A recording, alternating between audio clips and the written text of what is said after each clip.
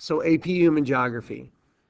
Human geography is important because many people in the United States today are geographically illiterate because we don't put much of an emphasis on geographical education in a world that's full of science, technology, engineering, and math. Not that those things aren't important, surely they are, but knowing your place and space in the world is also a pretty important thing. Look at, for example, the media. Many times they'll make some pretty big geographical blunders. Trump cutting aid to 3 Mexican countries. As far as I know, there's only one Mexican country. There may be other countries that are Hispanic or Latino, but there's only one Mexico. Unless you're talking about New Mexico. That's a totally different story. Then you look at CNN, giant hornets killing 42 people in Hong Kong. But that's not China. That's Brazil on that map. So again, big blunders because again, geography seems to be a skill that many people are sorely lacking. In this class, we'll talk about having a spatial perspective. The word spatial is interchangeable with geographical. When you start looking at your key terms that I'm asking you guys to use with your four squares, you'll see that the word spatial is reused all across the page. Geographers are always looking at patterns and processes, and they always want to be able to look at things through multiple scales. They want to zoom into the local area. They want to zoom out and look at the whole country. Zoom out even more and look at the whole world, a global scale. Zoom in and look at part of the earth, like a region, or zoom into part of a country. That could also be the word regional. So looking at patterns is, what do you see? Where are the concentrations of people? Where is rice going to be grown? Where are big ports that are going to be important in the global economy for shipping products from one continent to another? And then after you figure out the patterns, what are the processes that explain those patterns? So, for example, you look at Starbucks. Is there a spatial pattern? Sure. Starbucks is populated in big urban areas where disposable incomes are really, really high. You walk through Manhattan, you can't go a block without finding a Starbucks. Even in your Boca Town Center Mall, there's more than one Starbucks. One apparently wasn't enough because I didn't want to walk from one end of the mall to the other. So now they have two. When you think about the recession, when people have to pay $5 for a cup of coffee, as incomes were hurt over the last decade, Starbucks started to close some of the locations that were not as profitable. Now that the economy has rebounded somewhat, you're starting to see another expansion. And it's not just Starbucks. Look at Dunkin', look at McCafe, even mom and pop coffee shops. Americans are only 4% of the earth, but we drink 50% of the coffee. So when you think about geospatial analysis, we're collecting data all the time. And the data we're collecting is sometimes either quantitative or it's qualitative. If it's quantitative, it's all about numbers. It's all statistical. It's going to be labeled in charts and graphs and tables, and you're going to use that to make some decisions about trends or quantities of data. Qualitative data, it's always going to be about the reliability of the source. Is it a politically biased source? Is it going to be a journalistic source? Is it going to be something that is collected by people or by companies? Because again, that could affect the quality of the data, the reliability and the usefulness of the data. Quantitative and qualitative, of course, are also on your vocab list. So when we think about the why, where, human geographers are always looking at observations. So they ask two questions, the where and the why there. The where is always about the location, a simple question, looking for patterns. And then the why there will be the process explanation of why those patterns happen.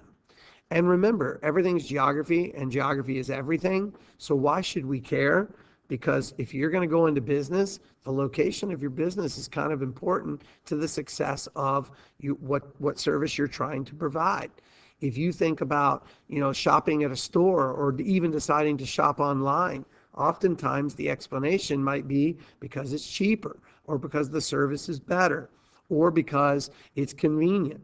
So we always want to look at the spatial analysis of asking the questions of where and why there. One thing you know about me, I love soccer. There's a great book, How Soccer Explains the World. And one of the key chapters, it talks about young African players migrating out of Africa and to Europe in order to play professionally. Why do so many of these players go to Europe? Well, obviously the salaries are bigger, the leagues are better, They can become more famous. They become globally recognizable superstars. But many of them aren't able to go straight from their small African country to the biggest leagues like the English Premier League or Serie A or La Liga. Sometimes they have to start in places like Portugal or the Netherlands, the Eredivisie, or they play in Switzerland, or they might even play in a league like Russia or the Czech Republic. These leagues don't have the same pedigree as the leagues in the UK or in Germany or in France, even, or in Spain or Italy. And so these players can get a kind of get an acclimation to the European game, to the climate, to the money before they have to make the jump to the biggest teams in the world with all of the extra pressure. The European leagues often see these young African players as a cheaper alternative that they can sometimes exploit these talented players who are like diamonds in the rough before they become famous household names commanding big salaries. A famous early geographer, a guy named Alexander von Humboldt, pioneered this whole idea of field work and using the where, why, there approach to spatial analysis. The Humboldt current is named after him, for example.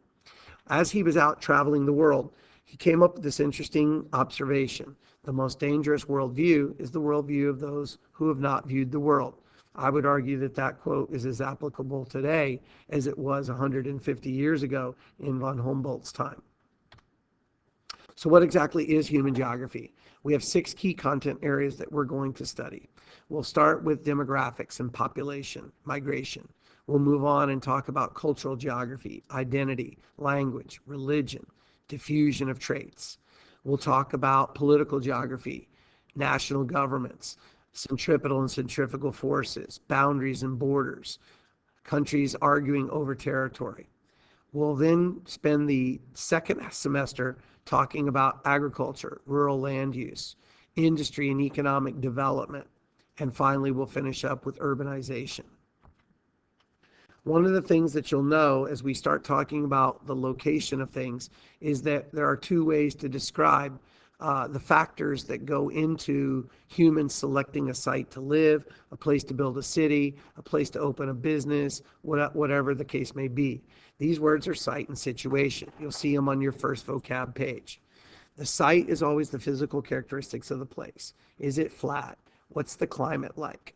What kinds of topography can you see? This will be the physical or the natural landscape, not the man-made landscape. Situation is different. Situation will be relative. The site might not change, but the situation could. For example, transportation. When a new highway goes through a city as opposed to around it, it changes the situation. It makes it more connective. It makes it more accessible. Accessibility and connectivity are 2 really important themes that we talk about in this class. So when you see the movie Cars, you know that Radiator Springs was kind of a forgotten place until Lightning McQueen made it famous again.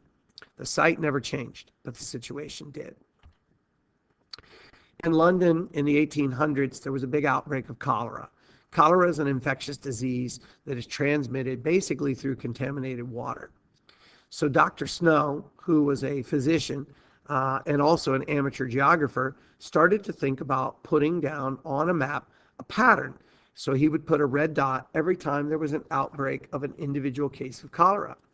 Once he started to acquire enough quantitative data, he could see a pattern of the red dots. They're concentrated around the pump that was at the corner of Broad Street and Lexington Street. He urged the local officials to shut down that pump, and lo and behold, the cholera basically was broken. So when we think about epidemiology, the study of diseases across time and space, this is something that's very geographical. In the United States, we even have a huge government agency called the CDC, the Centers for Disease Control, based in Atlanta, Georgia, right next door to Emory University. Their job basically is to protect Americans from things such as the flu, but all the way up to episodes of Ebola or other infectious diseases that become very, very big in the media and a lot of drama and anxiety. But the CDC is basically using geography to study that epidemiology. One other thing you can think about when you do field work is, again, you're asking questions and you're surveying results. Where do Californian students prefer to live? You can tell by the color scheme of the chart that they'd rather stay close to home. If they have to go far from home, New England's not a terrible place for them to be either.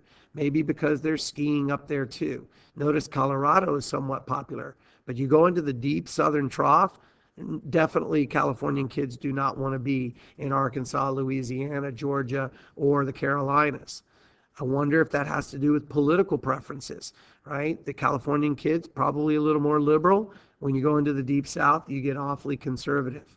Notice that South Florida wouldn't be terrible for them either. But then you look at something like Pennsylvania kids. What are the similarities and the differences between these two maps? Remember all the words that we talked about, the test going to have these words in the stem. Identify, define, describe, explain, compare. How would you compare these two maps? The Californian kids and the Pennsylvania kids both would prefer to stay close to home. Both of them would be somewhat happy living in each other's area. Both of them wouldn't be terribly opposed to going to Colorado. Both of them wouldn't be terribly opposed to going to South Florida. Both of them would be very unhappy if they had to end up living in the Deep South. So when you start to see these patterns and you start to ask the process questions, what is it about these places economically, socially, culturally, politically, or environmentally that makes some of these patterns more obvious? Now you're thinking like a geographer.